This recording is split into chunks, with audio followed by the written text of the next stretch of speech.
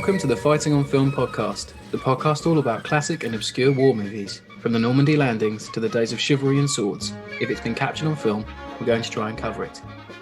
I'm Robbie of RM Military History. I'm Matthew Moss of Historical Firearms and the Armourer's Bench. Hello there, sorry to interrupt. I wanted to let you know that you can now join our supporting cast over on Patreon.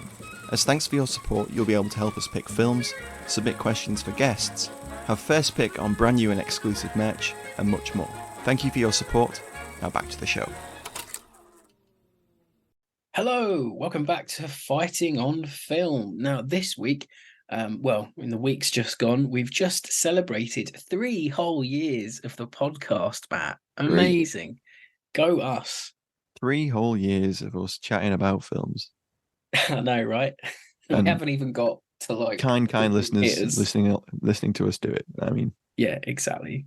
Thanks to everyone for listening, sharing, sticking with us. Couldn't do the show without you guys and the support of our Patreons and everyone else. It's really been a roller coaster. It is. We're coming up on 160, I think. Yeah, we are. We're getting already there. Be 200 before next year's out. It will. It really will be. So, to mark the occasion, me and Matt were scratching our heads at FOF HQ thinking, what film could we do? We thought, Saving Private Ryan? Nah. Black Hawk Down? Nah. Another really popular war movie? Nah. Well, I mean, this one might be popular, depending on who you are. I would say it is. So the movie we chose for this week, and if you've read the title of the show, you'll already know, but it is a film featuring one of the great American movie stars. It's John Wayne's 1949 film, Sands of Iwo Jima. It is, and I remember watching this as a kid, and it's one of those ones that was frequently on TV, but doesn't seem to be anymore, not very regularly anyway. No. And I remember watching it as a kid, and then I vividly remembered when I was watching it again for the show, I remember playing on the stairs in our house, like doing Mount Suribachi. Hitting the beach. As like a 6-year-old.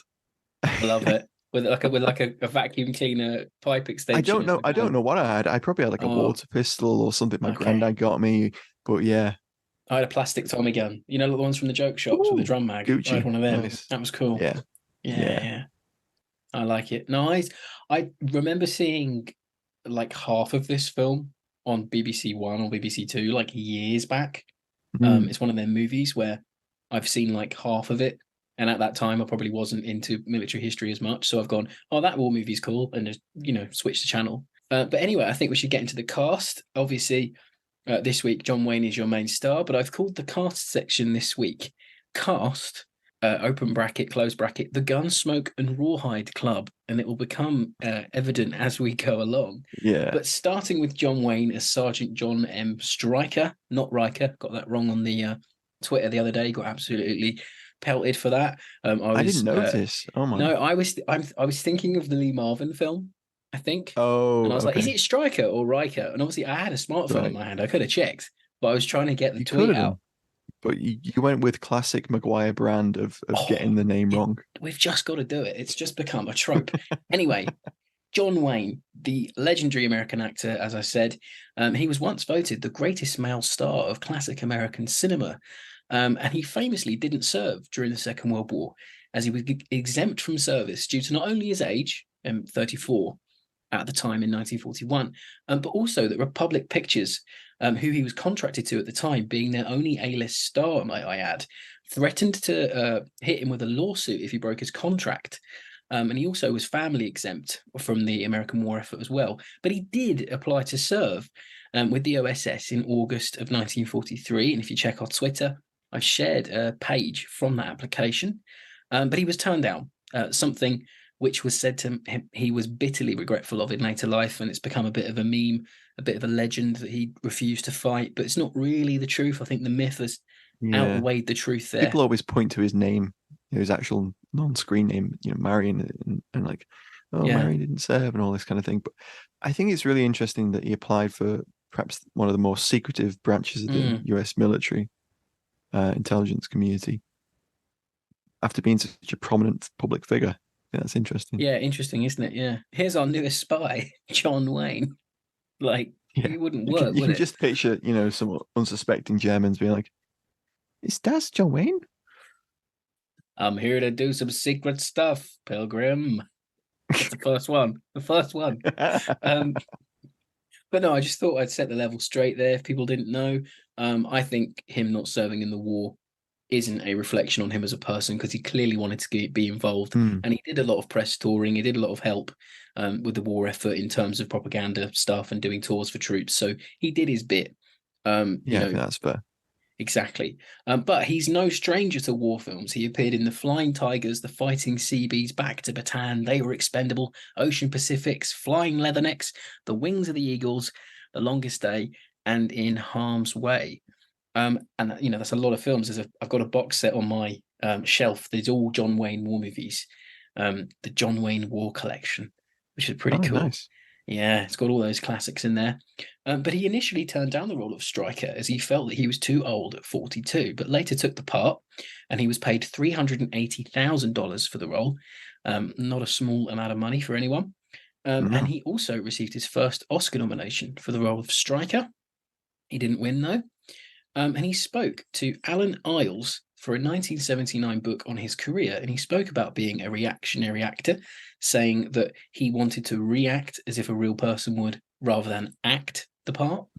And he also spoke about being killed off in the film, and he said, "I like the way they had me die in the Sands of Iwo Jima.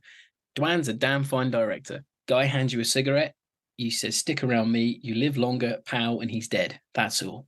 Then we have John Agar as PFC, Peter Conway. He was an actor pre-war. He served in the Army Air Corps during the war. He was married to Shirley Temple for 5 years, from 1945 to 1950. Bit of a voice crack there, leaving that in. And he starred alongside Wayne in Fort Apache, She Wore a Yellow Ribbon, and Big Jake. His war film credits include Breakthrough in 1950, Jet Attack 1958, and he also appeared in westerns such as Rawhide and one episode of Combat 1966. Then we have Forrest Tucker as PFC Al Thomas. He's the boxer. He was an actor pre-war as well, served in the US Army during the war, becoming a second lieutenant. Post-war, he signed a contract with Republic Pictures, which led to his casting in the film. His credits include 1942 Submarine Raider, Parachute Nurse, which is about the aerial nursing corps, which I think would be interesting to cover. Yeah. 1951's Oh Susanna, Fighting Coast Guard and Warpath. They were all released in 51. And he also starred on TV in F Troop, Gunsmoke, and Rawhide. And he later did appear in Columbo and Murder, She Wrote. Then we have Wally Castle as PFC Benny Regazzi. He's an Italian actor who emigrated to New York in the early 1910s. His war film work includes 30 Seconds Over Tokyo, The Story of G.I. Joe, 1 Minute to Zero, and his TV work includes Rawhide, Gunsmoke, and the Beverly Hillbillies. A lot of Western TV shows back there. Then we have James Brown, not that James Brown, as PFC Charlie Bass. He was in 1942's Wake Island, 1943's Air Force, Objective Burma, Sea Hornet, and Jet Pilot. He also appeared in Gunsmoke, Starsky and Hutch, Murder, She Wrote, and Dallas. Then we have Richard Webb as PFC Handsome Dan Shipley. Famously played Captain Midnight on the TV serial in the 50s. And he also starred in 1946's OSS alongside Alan Ladd. I thought that was interesting. Oh, yeah. There was an OSS movie. See that one. We do. 1951's Distant Drums, and also no stranger to popular TV of the time, appearing in Gunsmoke again. Get Smart. Was he in Rawhide at all? He wasn't in Rawhide, no. Okay. He must have been busy that day. He was in Get Smart, The Mod Squad, and $6 Million Man. Then we have Arthur Franz as Corporal Robert Dunn. He also serves as the film's narrator. He served as a B-24 navigator during the war, and his war movie credits include Jungle Patrol, 8 Iron Men, The Caine Mutiny, Battle Taxi, The Young Lions, and Anzio. So we've mentioned him on the film before. And he also appeared in Gunsmoke and Rawhide. Then we have Richard Jekyll as PFC Frank Flynn, in quite a early-ish role for him. Best known to us around here as Sergeant Bowen in the Dirty Dozen franchise, but he also appeared in Battleground, Attack and Combat, and of course, Gunsmoke. Then we have the two female actors of the movie. Julie Bishop playing Mary the Bar Girl. She was in Saberjet in 1953, which is a Korean War aerial epic. Then she was in The Threat in the 30s and The Black Cat. Then we have Adele Mara as Alison Bromley. She was a dancer turned actress, and she also starred with Wayne in 1948's Wake of the Red Witch and The Fighting Seabees. And she also appeared in The Sea Hornet. And that's the main players, really. We also have William Murphy, Martin Milner, George Tynan, Hal Baylor, and Leonard Gumley, who also play Marines. And then, really interesting, we have Iwo Jima flag raisers, Ira Hayes, John Bradley, and Rene Gagnon playing themselves, recreating the famous Iwo Jima flag lift for the film. Yeah, there's that scene where Wayne hands him the flag. Yeah, I like that bit. Hands those three the flag. They kind of like close in and awkwardly look at the camera, and he hands them the flag. Yeah.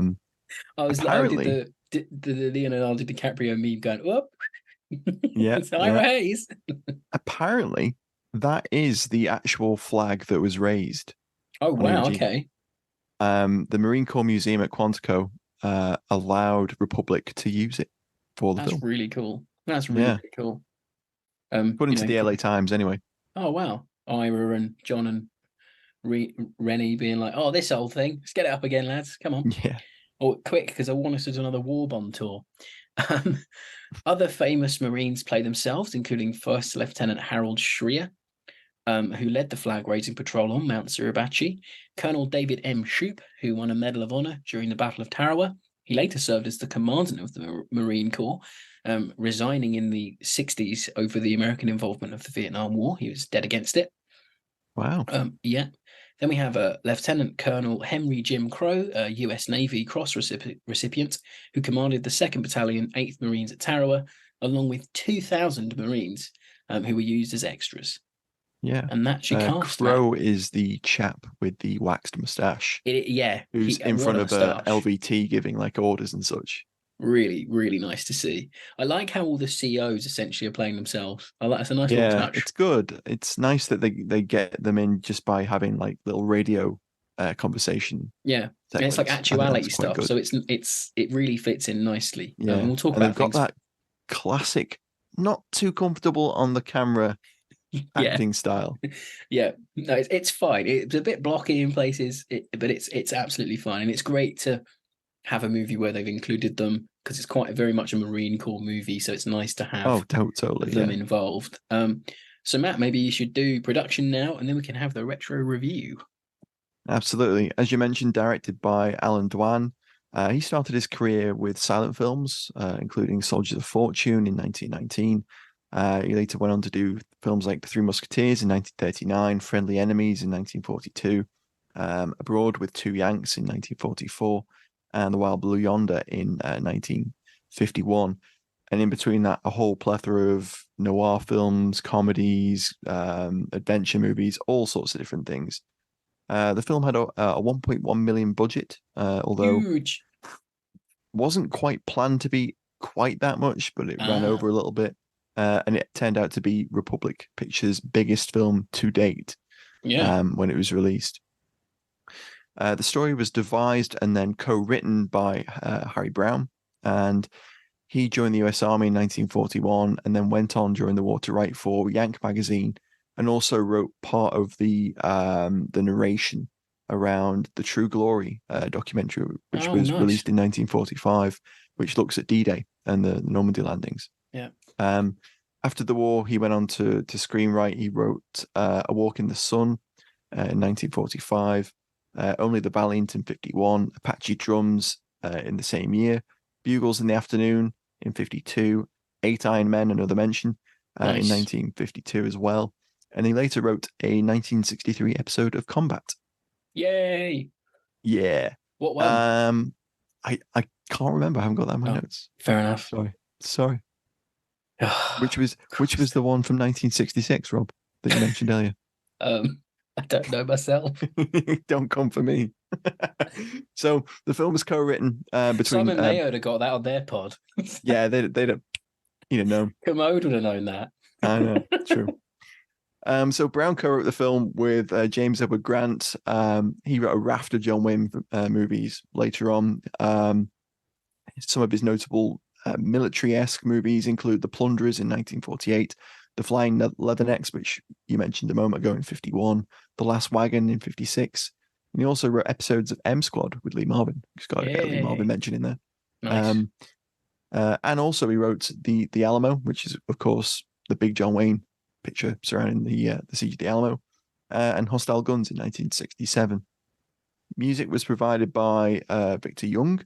Cinematography was handled by Reggie Lanning. And as you already mentioned, the film's technical advisors were some of the ground commanders of the actual battles of Tarawa and the Iwo Jima. It really shows that they were involved. Yeah, there's certain bits, isn't there? Like the Tarawa landing, there's certain angles of that just feel really authentic. Yeah, we'll get back like to that. They looked really quite good. carefully at that contemporary footage, which we'll talk about later, and photographs and stuff. The film was filmed at the Marine Corps base at Camp Pendleton. I think some of the landing sequences were filmed at the Leo Carrillo State Beach, the Santa Catalina Island, Channel Islands, Thousand Oaks, and Republic Studios and Universal Studios. So they filmed a lot around on different sets, and I think a lot of the internal stuff with the bars that they visit and some of the streets they walk down, a lot of that was Universal and clearly Republic a sound stage at some points. Yeah. As you mentioned, it's Wayne's first nomination for an Academy Award, but it was also nominated for Best Film Editing. Brown was nominated for Best Motion Picture Story, and the Republic Studios Sound Department was nominated for Best Sound Recording, but none of them won. Wow, I think all the King's Men cleaned up that year, I think, from my reading. Right, okay. Yeah. I haven't seen that one.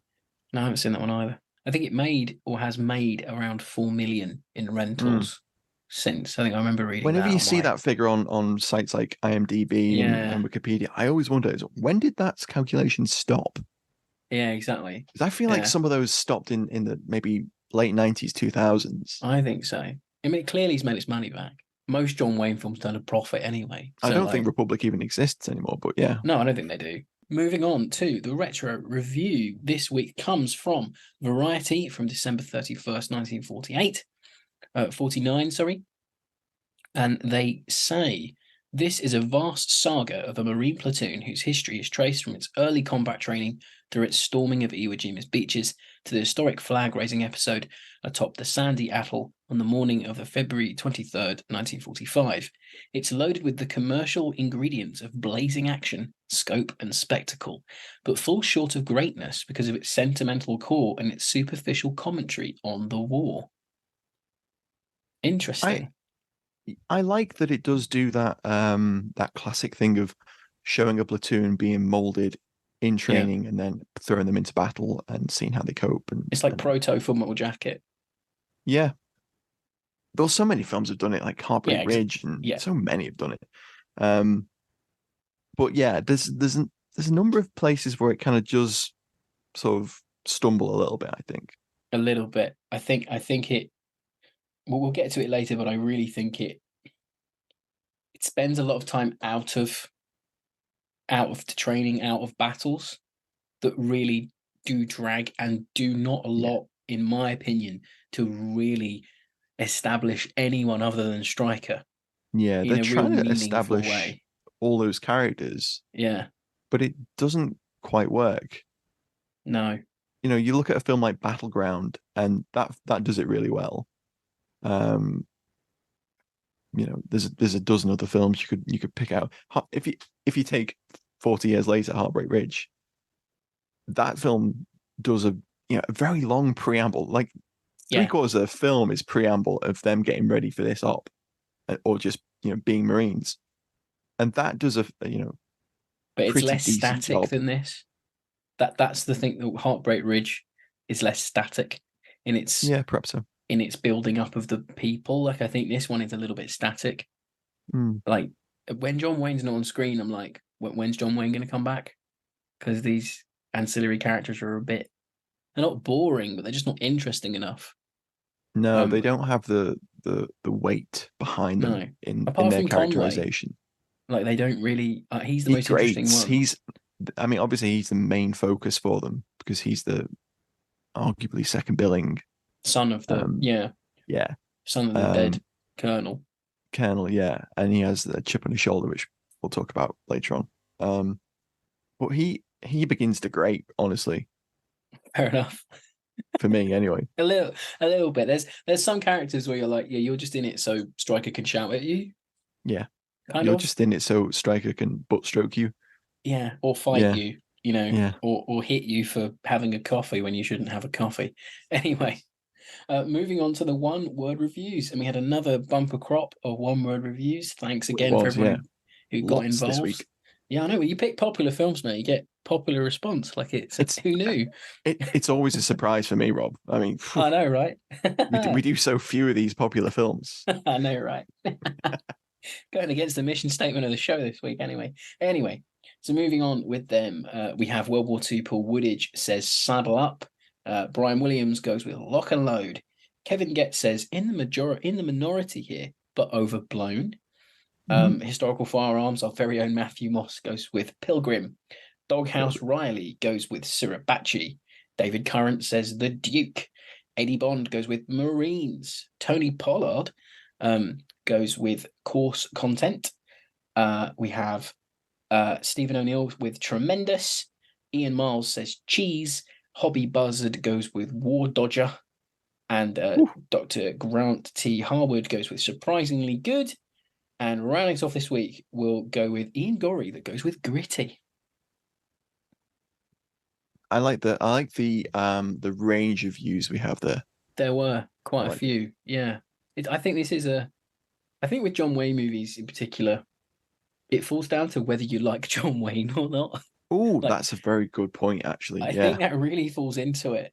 Yeah. yeah, Like it's that whole thing of the 50s, 60s Hollywood system where obviously, we're not coming out of the studio system, but you have certain contracted stars, things like that. So, you get your Cary Grants, your Gregory Pecks, your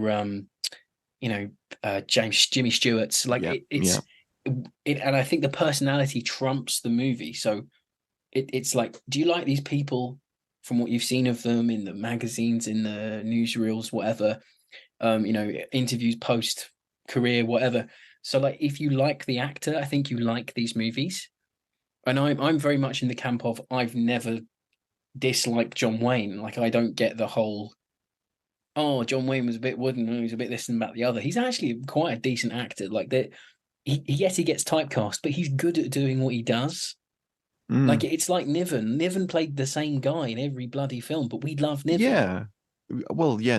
I mean, that is very true. And if you look at Wayne's career, he is typecast to a degree, but even within that, he does have some scope to do some work, and he was nominated for an Oscar numerous times. Yeah, exactly. Yeah, and on he the can strength act. of his performances.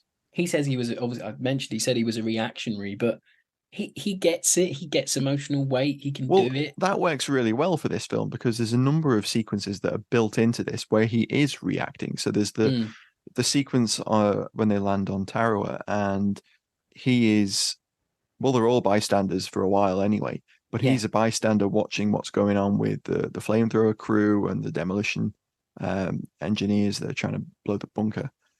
And then later on, it's the same with when is it Bass that's calling him, and you get these very tight close-up shots of Wayne reacting, and they are his reactionary. I don't know how they did it coming to the fore. But in some of those close-ups, he looks really young. Like I'm like, is he 42 here? Like, it's he a looks very damn powerful young. arc lamp. I'm sure. Yeah, I think it might be. Yeah. Like, I think lighting did a pretty interesting job because he does look those Marlboros he smoked. Yeah, he does look remarkably young in some of them. He does. And there's a number of those sequences where it is literally him reacting, and it always goes to a very tight close up. Yeah. And he invariably does a lot with just facial expression. Yeah, he does. It's not always something that you associate with Wayne don't. Because I think he can. He's more known for that physical presence. Brash, big Duke. The reputation precedes him. And I think that's more from his cowboy work more than anything else. I think his his war work, from what I've seen, is pretty decent. And I think he's maybe bringing a bit more of his A game because of that whole debacle with him not being able to serve. He wants to treat these movies with a level of respect that maybe you're not going to do in a Western, because a Western's a Western, but maybe for him, a war film was more sort serious of material. Yeah. There's maybe something in that. But before we, absolutely exhaust our John Wayne memory banks, we should move on to the Ali Tally this week and whatever Acast is hawking.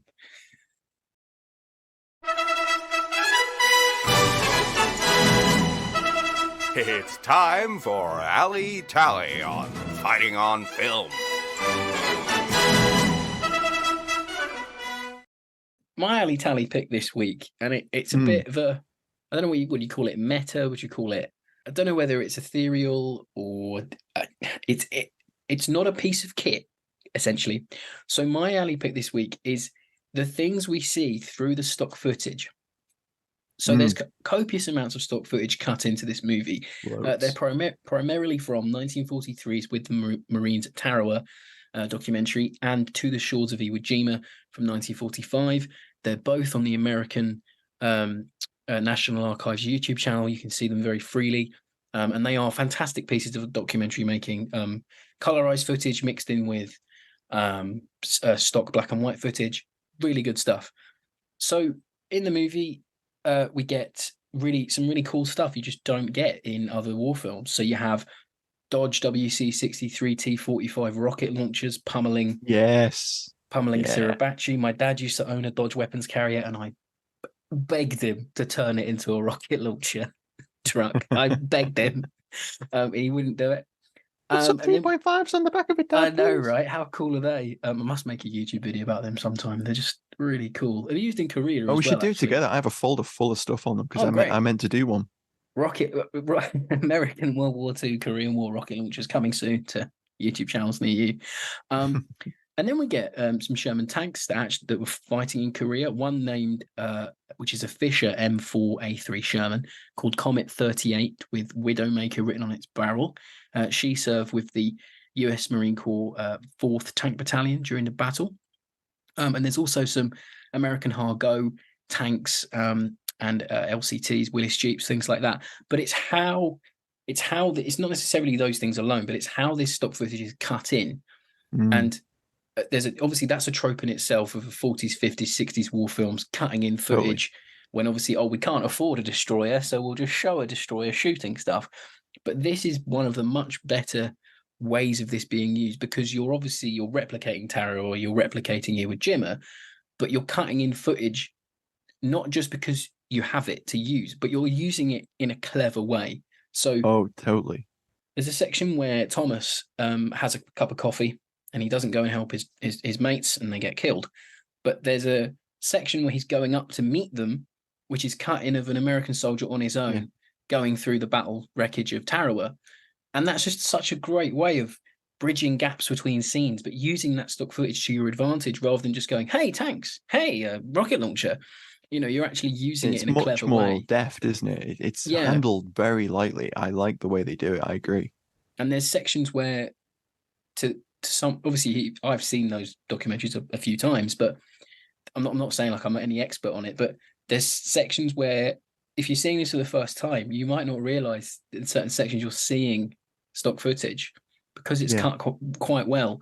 And I just really like that. Like there's a reason it got best film editing, because the editing is really great in those scenes. And then I'll come back to Tarawa in the favorite scene section because it's one of my favorite parts. But that pretty much is my Ali Tally this week. But I love Marine Corps HBTs. I just think they're one of those iconic uniforms from the Pacific period. And then you even get to see some of the Duck Hunter style uniforms worn by the Marines in the stock footage, which is nice. Yeah, it's like blotchy, the blotchy one. Yeah, I know the one. Like Duck Hunter camo. I'm not the uniform guy, but yeah, I know the one you mean. I love it. Also, good. I have a question. In a number of shots on the ships, they have is it life belts they're wearing? They have belts on. I think there might be life belts. Yeah, I wondered that. Yeah, they did, because they did wear them in Normandy. Only they had life belts, the black ones. Right. So they go over like your front. They're like a big strip. Yeah, I think they might have been those. Okay. I thought that. There's something about the way they use the footage. It really does work well, and I think because the film stock that the film was actually filmed on is relatively close to the film stock that the contemporary footage was filmed using.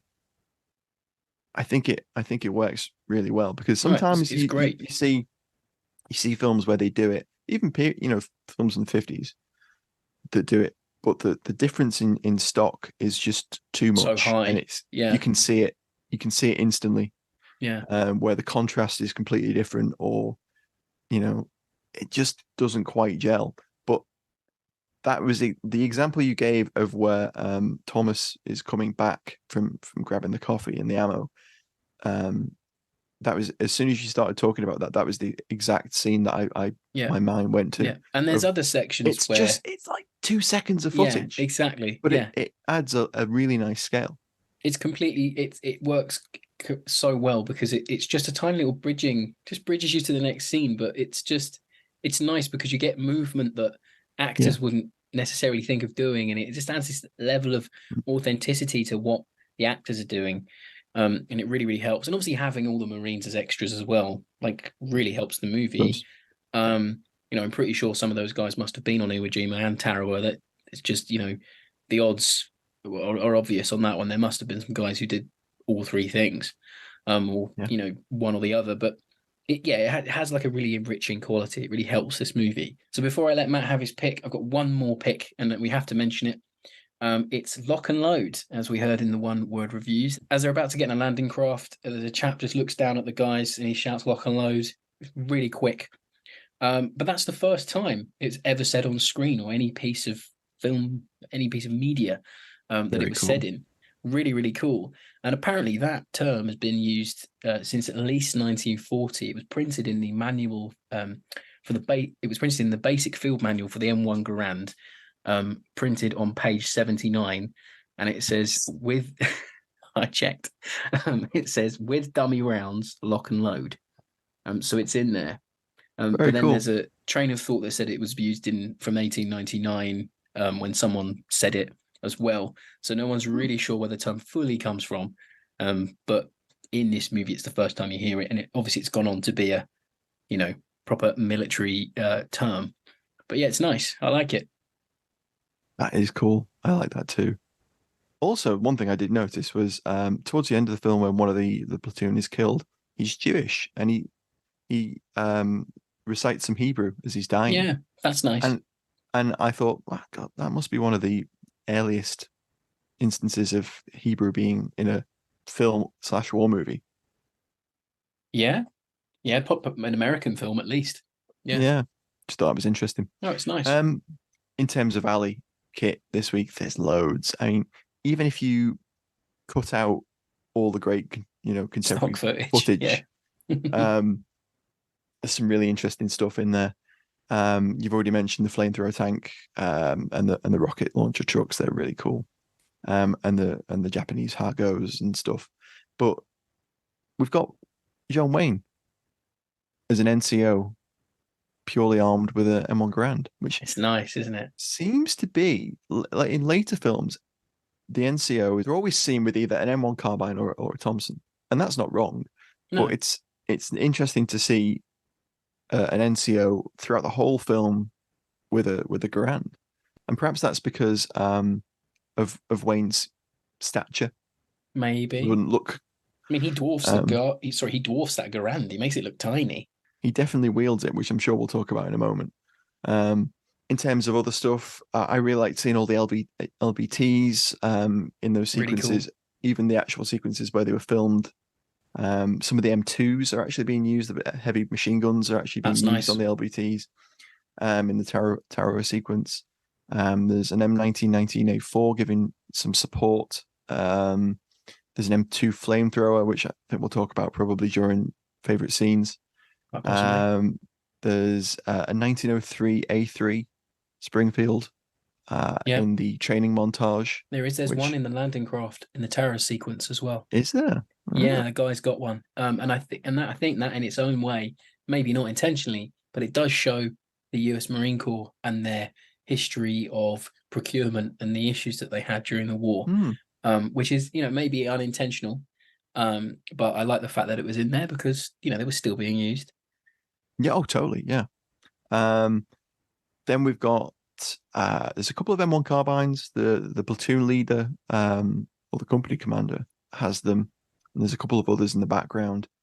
When they land on Taro, and they attack the pillbox, there's a Type 96 light machine gun, which is giving an MG42 a run for its money with the rate of fire.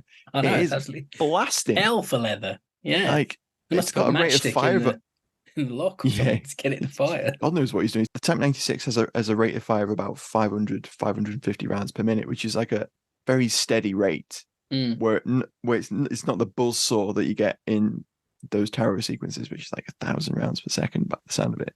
Definitely MG42 territory. But it's effective. It makes it all the more foreboding. And then one of the last things I did spot was the BARs are the Airlie pattern M1918 rather than M1918A2. I spotted that a mile off. I was like, Matt will say their first war ones. He won't let that slide. Yeah. No, they've got the classic big chunky handguards at the front and the lack of bipod. And to be honest, the original was better than the A2. I think as an automatic rifle / light machine gun. They blast away with it in this, don't they? They do, and there's actually a nice sequence where the two chaps in the dugout are running out of ammunition, and he single shots. That's nice.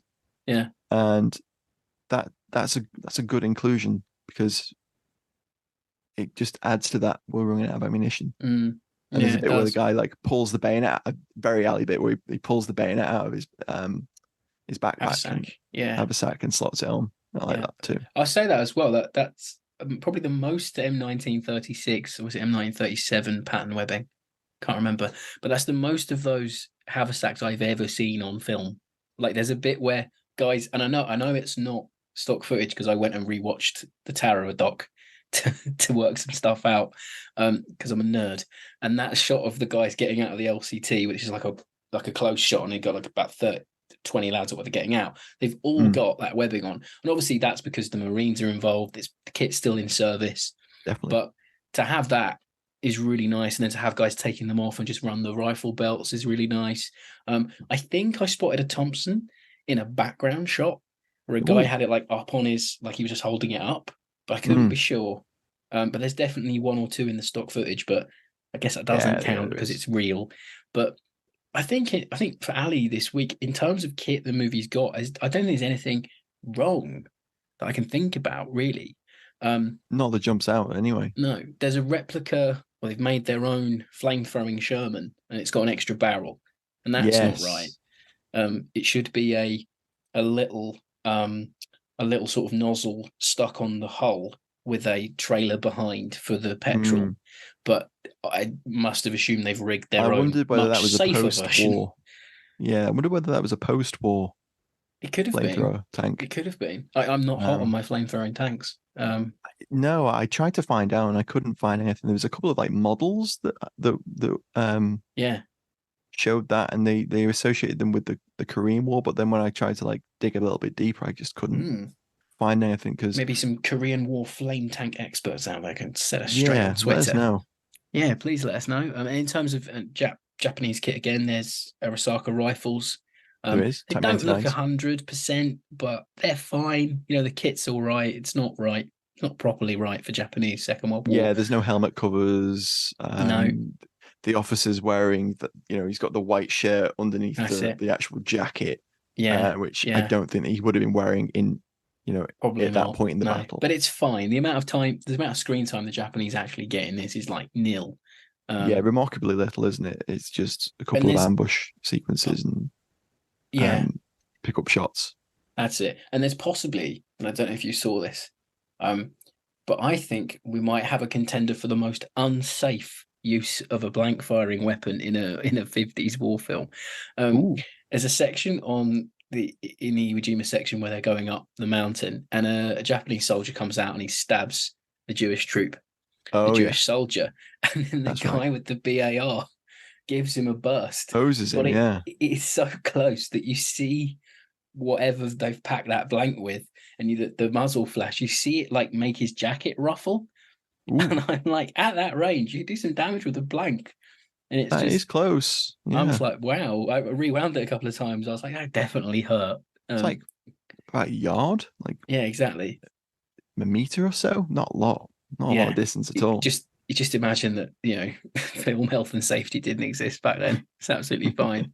And one more thing before we jump off Ali Tally, and I wanted to ask Matt about this: is when John Wayne fires his M1 Garand, Mhm. it's very little recoil and there's very Yeah. little muzzle flash. Is he firing caps? He could be. It's tricky to tell. I'd have to look at it again, but there's not a lot of recoil there, and no one reloads either. No, they don't, do they? Oh, one thing I will mention is actually in terms of reloads is the BAR gunner has the right mag pouches He does. Yeah. on his webbing belt. They've Yeah, all got bar belts, which is nice to see. yeah. But yeah, that's a good question. I think he's probably firing blanks because I think the action does cycle. Okay, fair enough. I just wondered, that's all. Because in some sections, but the I was recoil like, isn't there, obviously. huh. Well, obviously, Big Duke's, soaking it up because he's John right, Wayne. exactly. It's Yeah. nothing to him. Yeah, Exactly. And there we go. What a way to leave the alley tally there. Into favorite scenes. Matt, take us away. It's tricky. I did actually struggle to pick one, and I think the two standouts are the actual landing sequences. I think they're the strongest parts of the film. I think they work the best. They have that nice interweaving of the contemporary footage, and they have a good scale to them. And we've talked about the levels of detail in terms of kit. You're that literally really adds to it. echoing me this week. It's the same for Yeah, me. I think that works really well. I won't go into it too much because I know you've probably It's fine.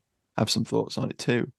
One thing I did like was the rare inclusion of the logistics guys bringing ammo ashore.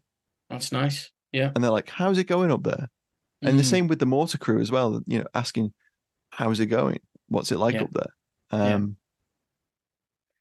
But the most badly timed coffee in cinema history, right there. Right.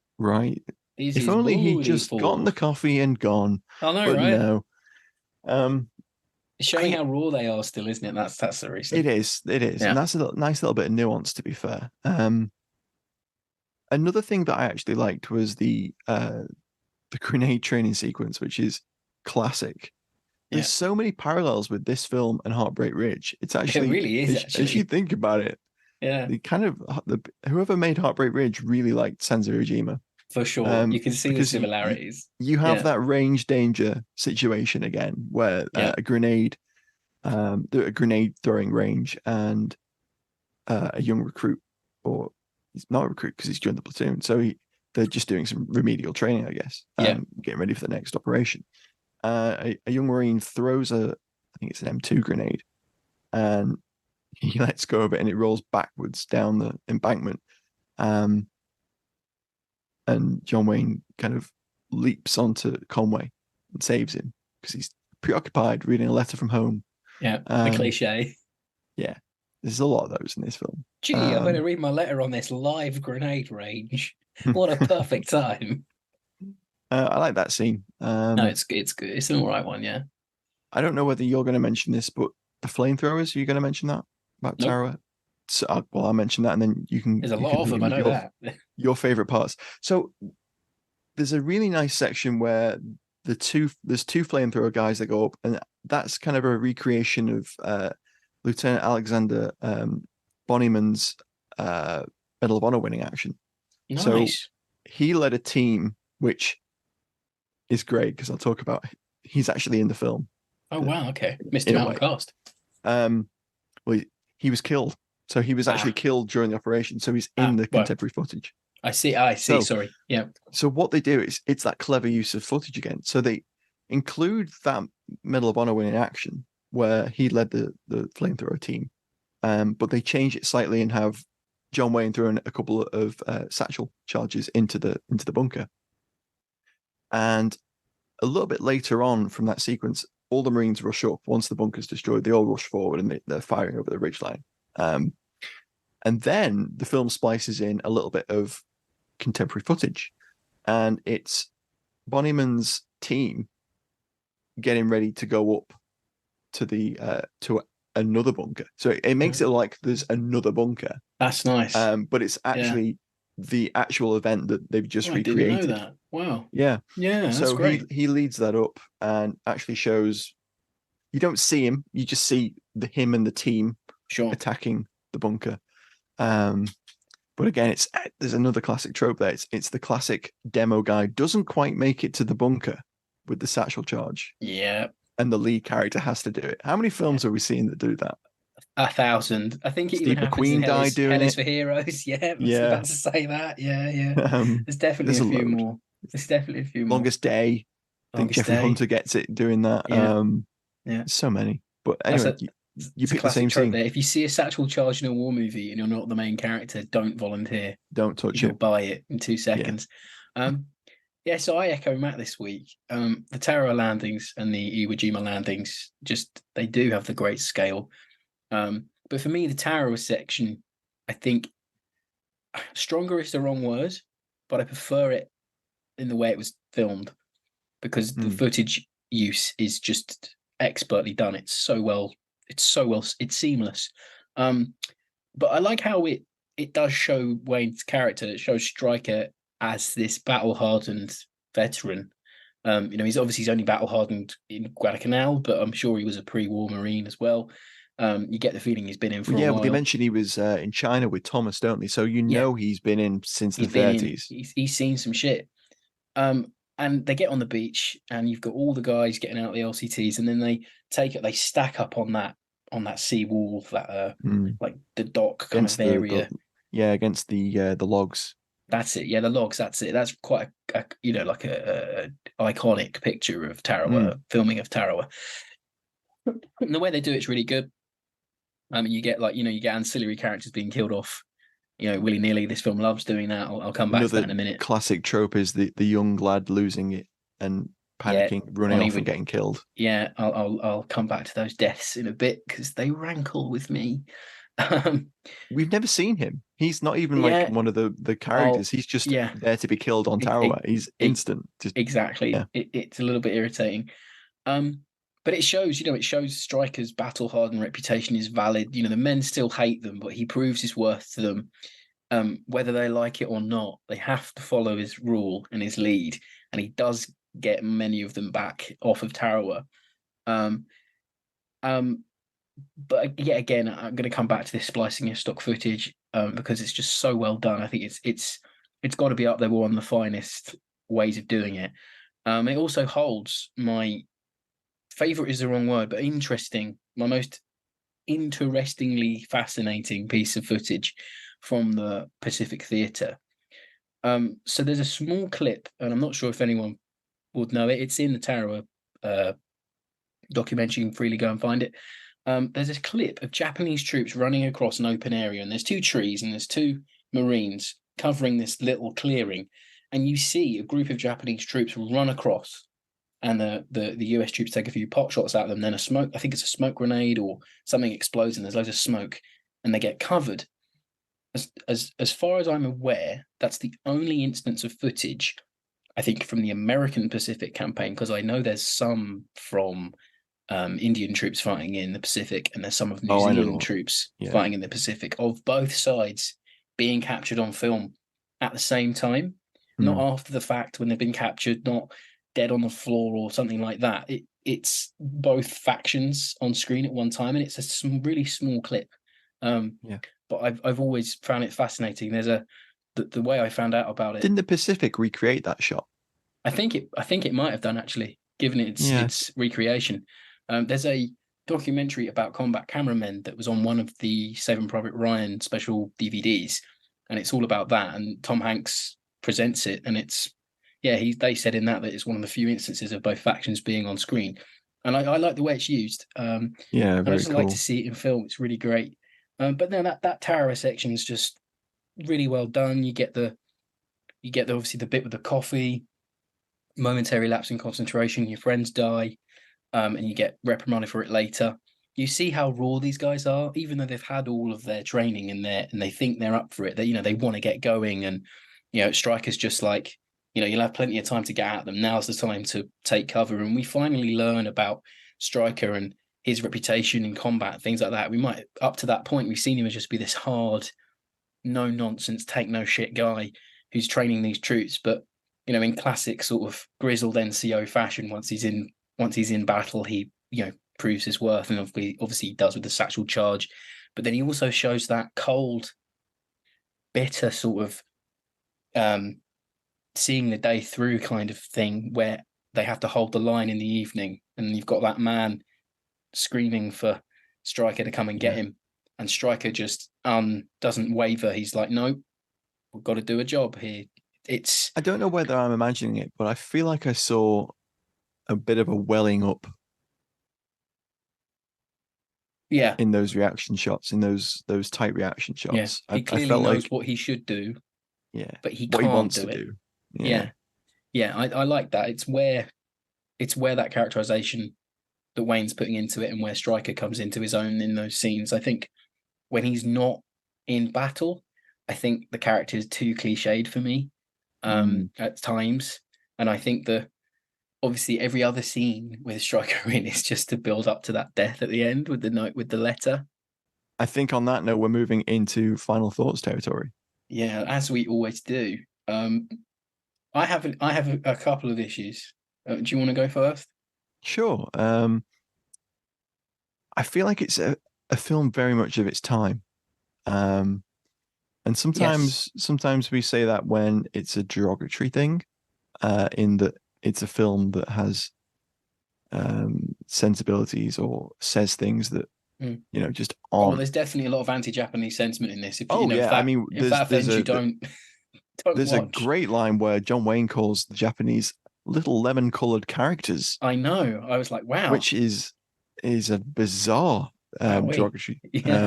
Of its era, we must have very much so. But what I mean by that is, it just has that kind of humor that doesn't quite, it doesn't quite do anything for me. It doesn't transcend its era, does it? Some films of the era have similar sort of characterizations and dialogue, and they do work. There's a couple of scenes where it kind of does work, but a lot of it is, very cliched. But I mean, we actually, just to caveat for a second, we were talking about this before we began to record, and 1949, that's very early on for post-World War movies. They're still very much of the ilk of what was being made during the war. Yeah. They're still arguably propaganda pieces.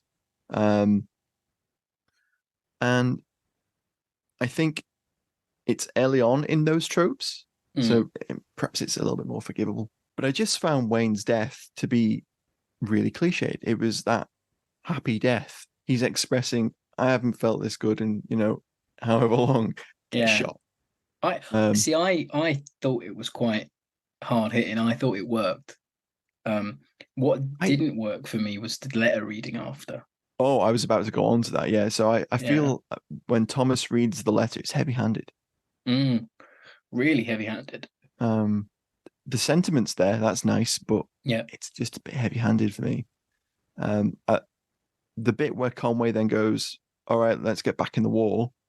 That kind of works. That's okay. Yeah. It's cliche, I like him kind of picking works. up the baton. I like that. Yeah. That's good. And it shows that Iwo Jima didn't end with the flag raising, because everyone thinks. Oh, I know. Got listeners clear the rest of the island. Yeah. But there's 2 more airfields, mate. There's a whole fucking battle to fight, guys, But the thing for me is there's a number of points where it doesn't quite work. Doesn't all gel. No, I'll give you that. And I feel from reading some of the early reviews, from the period, even then there was a couple of scenes for reviewers that didn't work.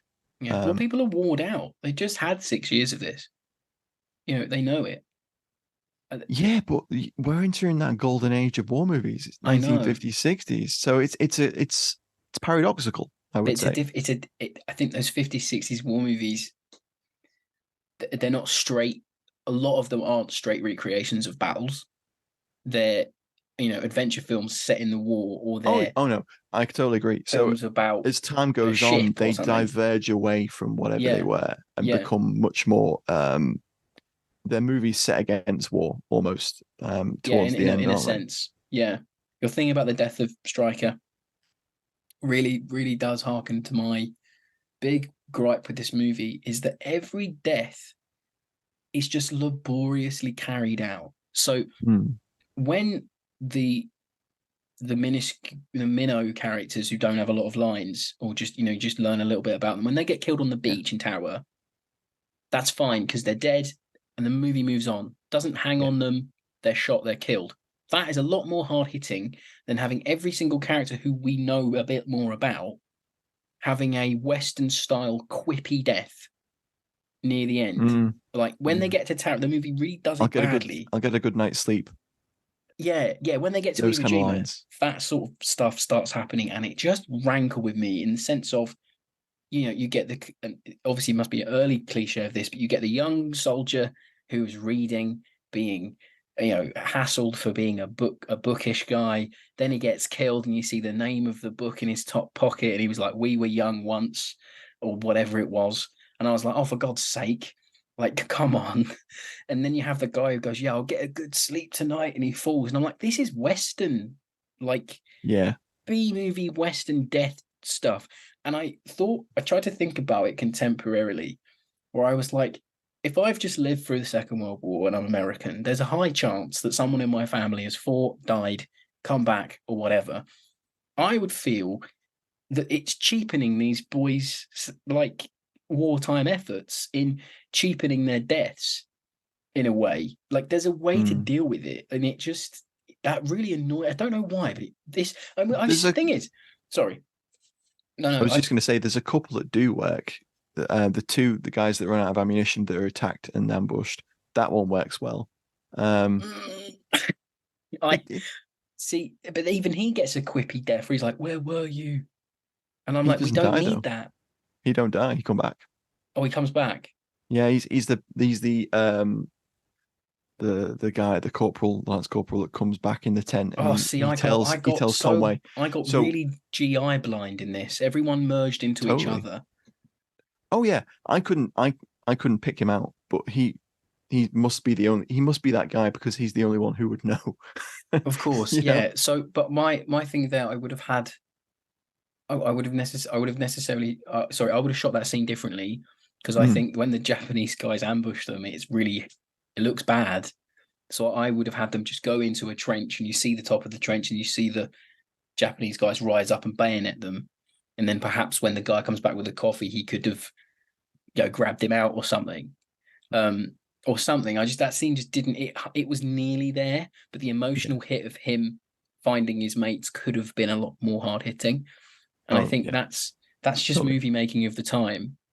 Perhaps, and the writing of it, but no, those deaths just really rankle with me. I think the problem is it's a contrast, because they're clearly reaching for a deeper, more sentimental impact, especially with Wayne's character's death.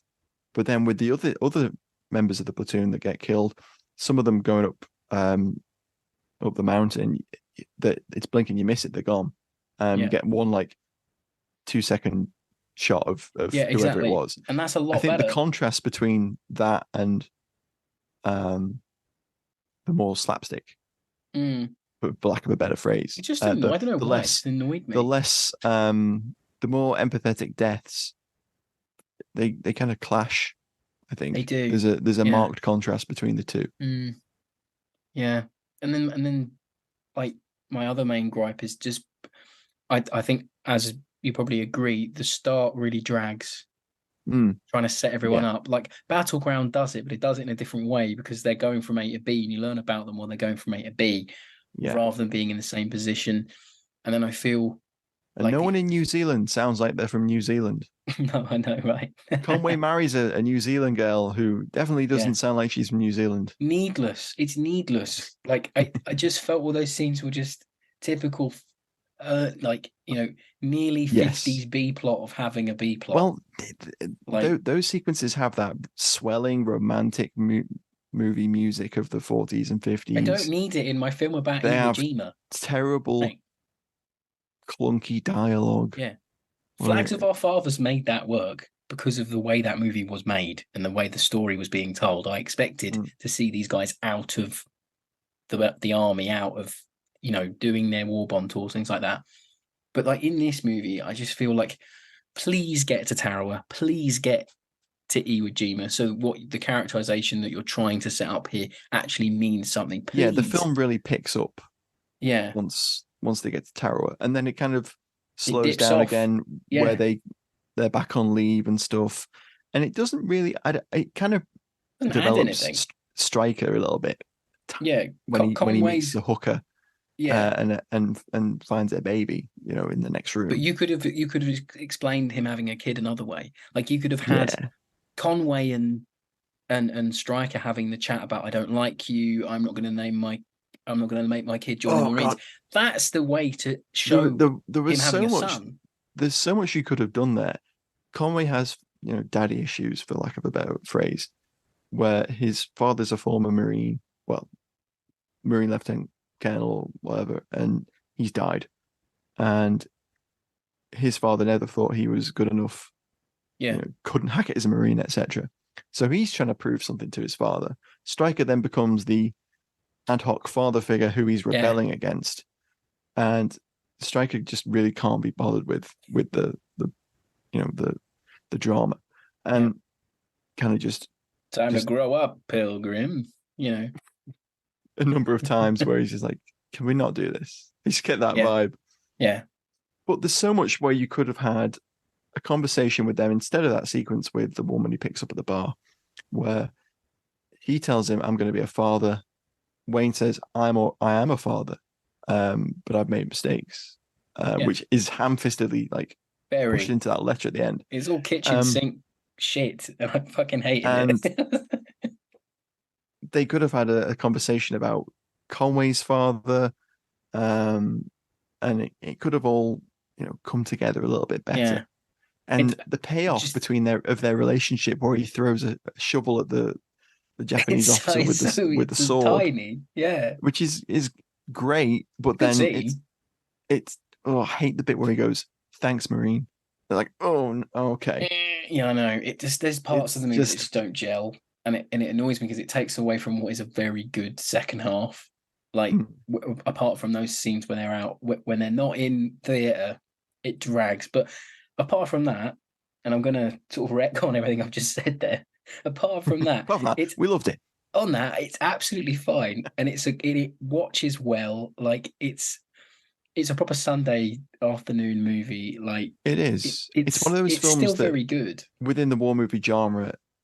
It's one that you should watch because it's interesting in terms of when it comes out. In terms of it's the cusp of the Cold War. There's propaganda elements to it still in the way it's presented. It's trying to be a little bit different, including those moments where Stryker has a complex character, which lead men in that position, NCOs, grizzled NCOs, don't always have complex characters in 50s war movies, 40s agreed. war movies. So it definitely has things to speak up about. It has its place. If you enjoy Battleground or you enjoy Heartbreak Ridge, I would say go and watch this one, because they're kind of similar ilks. And it's out there, it's rentable. I'm sure it's still on the US Marine Corps movie list still. It probably is, yeah. I'm sure. And if you're a fan of the Pacific Theatre, it's a good one to check out.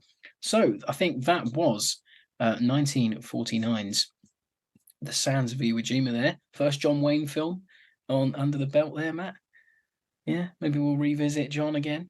Oh, I think we'll have more John down the line. We can actually do the Flying Leathernecks one. So we can do the Flying Tigers one for Merc Month 3 because it's a mercenary film. Is it? Because the pilots were mercenaries. Of course they were. Yeah. Yeah, it's a Merc film. Oh, there's loads we can do. Alamo. Yeah. Green Berets. Green Berets. I've missed that on the cast. I knew there was one. Yeah, Green Berets is definitely his last one. real war movie. But yeah, that was Sands of Iwo Jima yet again. A perfectly fine film. One to watch if you haven't. And as always, please check findingonfilm.com for all your war movie reviews. You can catch up from episode 1. If you start and you give us a tweet and let us know where you're starting from and what you're enjoying, we'll give you a retweet. We love to interact with you guys. Do join us next week for another war movie review, and we'll catch you again soon. Bye, everyone. Thanks for listening. Bye. Pilgrim. Bye, Pilgrim. Bye, Pilgrim. That was dire. If we do a John Wayne month, I need to work on my Pilgrim. I really do. Get off your landing craft and assault the beach, Pilgrim. Oh.